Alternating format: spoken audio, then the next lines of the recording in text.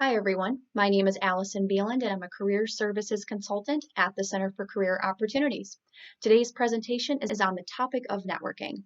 I'm going to cover my top 5 tips on this topic, but just know that this is simply an introduction to the art of networking. Let's go ahead and get started. Defining networking. So, what is networking? You've likely heard this buzzword come up while talking with family, friends, teachers, or instructors, just to name a few. And depending on who you ask, you may get 10 different answers, since the definition can vary depending on how it is used as a professional activity. According to the Webster Dictionary, networking is defined as the exchange of information or services among individuals, groups, or institutions, specifically the cultivation of productive relationships for employment or business. This sharing of information allows others to learn more about who you are, what makes you unique, and ultimately helps others remember you should you cross paths in the future. Tip number 1, why network? When you think about the term networking, likely the first thing that comes to mind is that it's used to obtain something that you're intentionally seeking. There is some truth to this, however, this shouldn't be the only reason you choose to network with someone. Networking allows you to enhance your personal and professional connections, which can result in prospective mentors, new friendships, fresh ideas, and allows you to gain access to resources that can improve your career development knowledge. Networking is a transactional process, meaning it's two-way. You may be going into the conversation hoping to gain something from the interaction, such as a job or an internship. However, networking is more than that.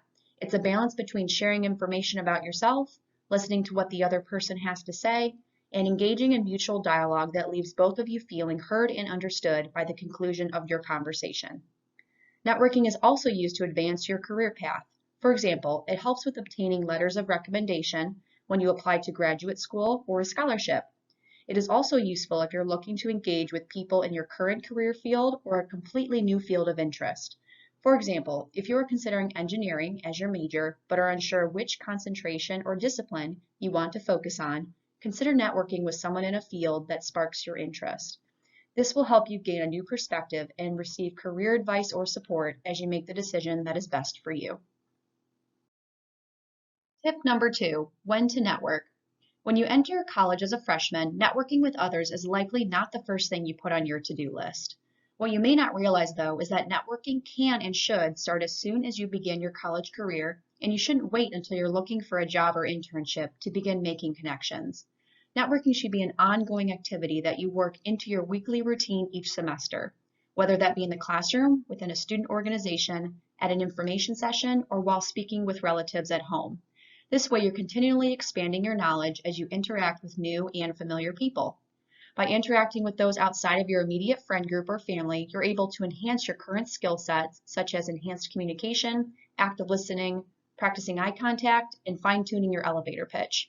As you meet with new people, whether that be in a more formal or informal setting, you may start to wonder what other places or platforms you can engage with to enhance your networking skills. Tip number 3, where to network. If you're anything like me, you likely have a few ideas in mind regarding where you can network with others. What you need to know is that networking can occur everywhere and anywhere, both online and in person. Some examples of common in-person places include, but are not limited to, campus career fairs, information sessions or employer workshops, academic classrooms, social events hosted by an employer, or back home with immediate and extended family. These in-person environments allow for a variety of atmospheres, and ultimately, you get to decide which ones you are most comfortable and motivated to engage in. As we transition from in-person networking examples to online options, I want to take a moment to highlight a platform that continues to grow as a popular networking and job search site used by professionals of all ages. LinkedIn allows you to connect with alum from Purdue or your previous institution. If you haven't created an account or updated your profile, now is a great time to explore all that this free resource has to offer. So we talked about some in-person and online networking options, but I also want to highlight a less formal approach. Consider grabbing coffee or lunch with someone who has a career you aspire to learn more about. This informal space and approach allows you to ask more detailed questions, and you may not be as pressed for time compared to a career fair where a recruiter is likely juggling a line full of students who are waiting to share their elevator pitch and resume. Tip number 4, how to network. Throughout this presentation, you've heard me mention that networking is a two-way process. It's a mutual dialogue that happens between you and the person you're interacting with. As you begin your conversation, you'll likely start by introducing yourself. An elevator pitch is a brief 30-second self-introduction that lets your listener know who you are without giving your whole life story. Some common topics that you may want to include in your pitch are your name, year in school, your college, and what you're studying or thinking about pursuing, as well as a couple facts that you feel would be important for that person to know about you. Think of your elevator pitch as more of a self-branding tool rather than a script. As you practice and fine-tune your elevator pitch over time, it will begin to feel more like a natural way of introducing yourself. A helpful tool that you may consider using is the acronym FORM. This acronym can be used to help guide your conversation with someone you're networking with for the first time. F stands for family. Each person you come in contact with likely has a family or personal network outside of their job. For example, when I'm networking with someone for the first time, I may let the person know that I spent time with my brother or sister over the weekend and a fun activity that I did with them, such as going for a bike ride, fishing, or golfing. It allows the person you're talking with to learn a little bit more about you and highlights people in your life who you give your time and energy to. The second letter stands for opportunity. This section refers to where you may see future growth in a company or thoughts about a particular upcoming change or project that you read about. R stands for recreation. This includes any sort of physical activity, indoors or outdoors, that you find particularly interesting.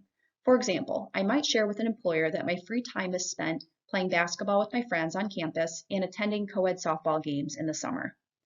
Finally, M stands for miscellaneous. This section is very open-ended and it can include unique experiences you have had, such as studying abroad, trips you've taken, a unique skill that you taught yourself, such as programming or playing an instrument. Tip number 5, what should I talk about?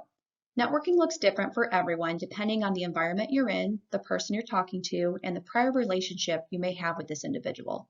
As you're talking, make note of authentic commonalities and ensure the dialogue remains transactional. Earlier, we spoke about utilizing your elevator pitch to introduce yourself when meeting people in a networking setting.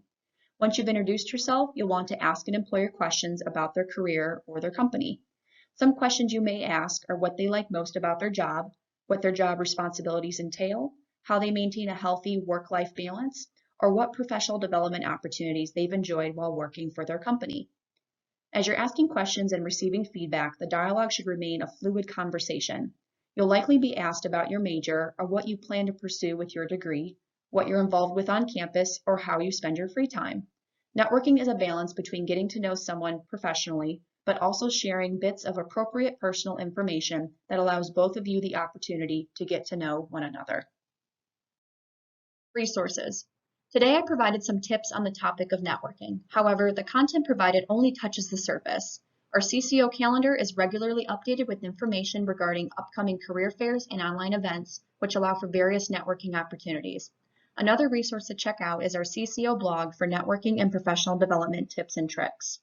Earlier, I mentioned that LinkedIn is a great platform for online networking. I highly encourage you to create a profile if you haven't already. Lastly, should you like to practice your elevator pitch, Big Interview is a free interactive tool available to all Purdue students. Click on the links to learn more. As you have further questions about this topic, don't hesitate to set up an appointment through Boiler Connect with one of our career service consultants. This concludes the 5 steps to networking presentation.